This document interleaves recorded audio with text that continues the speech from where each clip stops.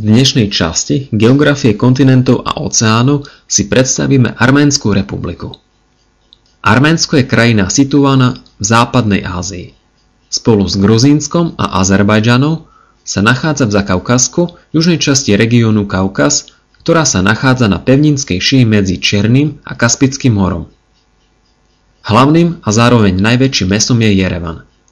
Arménsko zaberá asi 29 800 km2 severozápadnej časti Arménskej vysočiny, rozľahlého vyvýšeného územia, ktoré sa rozprestiera až na juh po jazero Van v Turecku.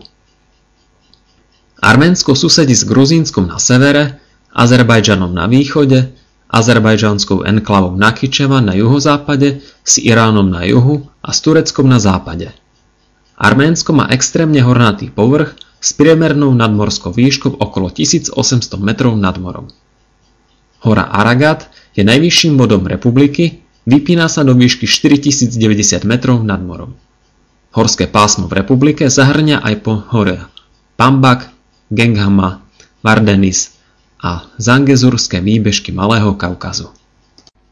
Arménsko bolo etnicky najhomogénejšou krajinou z 15 štátov bývalého Sovietskeho zväzu a krajina je doteraz charakteristická vysokým stupňom etnickej homogenity. Etnickí Arménci, alebo Hajovia, predstavujú viac ako 90% populácie. Kurdi a Rusi sú ďalšími dvoma najväčšími národnostnými skupinami, každá z nich má zhruba 2%. Početne menšími etnikami sú Ukrajinci, Sýrčania, Gréci a Gruzínci.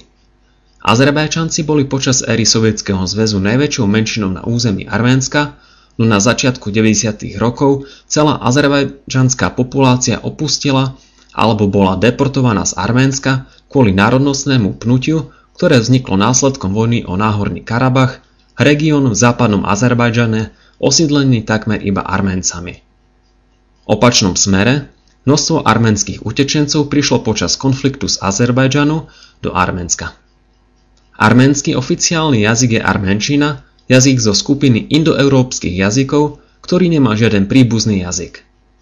Jazyk je unikátny svojou 38 hláskovou abecedou, ktorej vznik sa datuje do 5. storočia. Obsahuje veľa dialektov, no najdôležitejšia je jerevánska arménčina, ktorá je aj oficiálnym jazykom a turecká arménčina. Menšiny v Arménsku taktiež hovoria svojimi vlastnými jazykmi, väčšinou je to ruština a kurdčina. Štátnym náboženstvom je arménska kresťanská cirkev.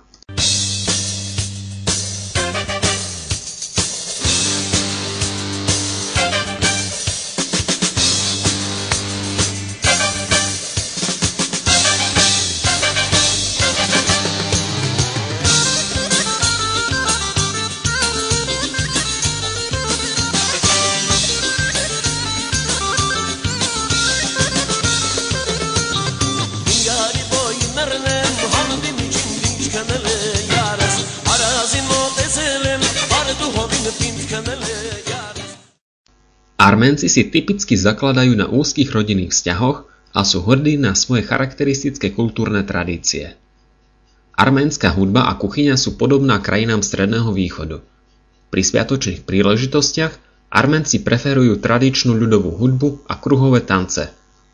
Obvyklé športy ako basketbal, futbal a tenis sú populárne. V medzinárodnom meradle Arménci vynikajú v zápasení, boxe a gymnastike. V voľnom čase hrajú Arménci radi šach a begamon. Väčšina obyvateľov miest žije v klasických panelákoch sovietskeho typu, mnoho z nich je už zbúraných. Vidiecké obyvateľstvo žije väčšinou v rodinných domoch, pričom mnoho členov jednej rodiny často žije spolu. Rodina a priatelia sa stávajú centrom spoločenského života, zároveň rešpektujú najstaršiu generáciu. Arménsko sa pomaly spamätáva z prírodných a humánnych katastrof, ktoré krajinu v 80. a 90. rokoch postihli. Zemetrasenie v roku 1988 ťažko poškodilo infraštruktúru.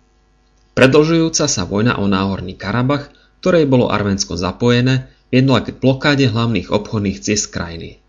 Dve nepredpokladané kruté zimy, skombinované s nedostatkom paliva kvôli blokádam, vyústili do zomierania a stavu blízkému hladomoru. Blokády od Turecka a Azerbajdžanu a nestabilná situácia v Gruzínsku reálne odrezala Arménsko od svetových trhov. nedostatok paliva a neschopnosť predávať produkty zapríčinili zatvorenia množstva závodov. Krajina s malými prírodnými zdrojmi, ako je Arménsko, je odkázaná na kvalifikovanú pracovnú silu a to je hlavnou výhodou Arménska. Vláda Arménska hľadá cestu k trhovej ekonomike liberalizáciou cien a implementáciou agresívneho privatizačného programu. Od roku 1995 inflácia, kvôli ktorej rástli ceny o 20% za rok, sa dostala pod kontrolu a HDP začalo opäť rásť.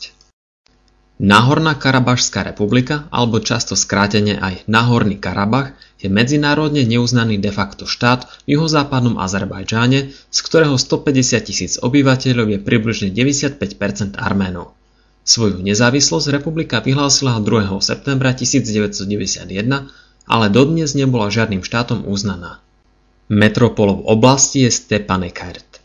Arménsko a Azerbajdžan vedú o toto územie dlhoročný spor, ktorý v 90. rokoch 20. storočia vyvrcholil v krvavý vojnový konflikt. V súčasnosti sa Náhorná Karabašská republika nachádza pod vojenskou kontrolou Arménska. Keď sa na začiatku 20. rokov 20. storočia v súvislosti s koncom občianskej vojny v Rusku utváral Sovietsky zväz, usilovali sa tak Arméni, ako aj Azerbajdžanci získať oblasti Nachitčevan, Zangezur a Náhorný Karabach. Rozhodnutím ústredného výboru komunistickej strany boli nakoniec Nachitčevan a Náhorný Karabach v rámci vzniknutej Zakaukázskej socialistickej republiky pririeknuté Azerbajdžanu. Kým Zangezur, oddeľujúci Nachitčevan od zvyšku azerbajdžanského územia, sa stal súčasťou Arménska. Toto rozhodnutie, ktorým viac získal Azerbajdžan, bolo zrejme čiastočne motivované dobovou snahou nakloniť sovietskému vplyvu Azerbajdžancov etnicky blízke Turecko. V rokoch 1992 až 1994 prebiehala o Náhorný Karabach, ktorý tvorí v Azerbajdžane enklávu, oddelenú od Arménska tzv. Lačinským koridorom, otvorená vojna medzi Arménskom a Azerbajdžanom. Úspešnejší boli v boji Arméni, ktorým sa nielenže podarilo udržať Náhorný Karabach a obsadiť Lačinský koridor, ale navyše dobili ďalšie časti azerbajdžanského územia. Keď boje 12. mája 1994 utíchli, výsledkom bolo odhadom 17 500 mŕtvych na arménskej a 25 500 na azerbajdžanskej strane, 700 000 až 1 miliónov Azerov a 300 000 Arménov bolo vyhnaných zo svojich domovov. V súčasnosti trvá medzi oboma stranami prímerie a na územiach Náhorného Karabachu a priľahlých oblastiach pod arménskou kontrolou funguje Náhorná Karabašská republika, od Azerbajdžanu de facto nezávislá, de jure však nikým, ani Arménskom, medzinárodne neuznaná. Niekoľko medzinárodných rokovaní v posledných rokoch zatiaľ na patovej situácii nič nezmenilo. Azerbajdžan požaduje opustenie Arménmi okupovaných území, Arménsko zasa uznanie nezávislosti Náhorného Karabachu.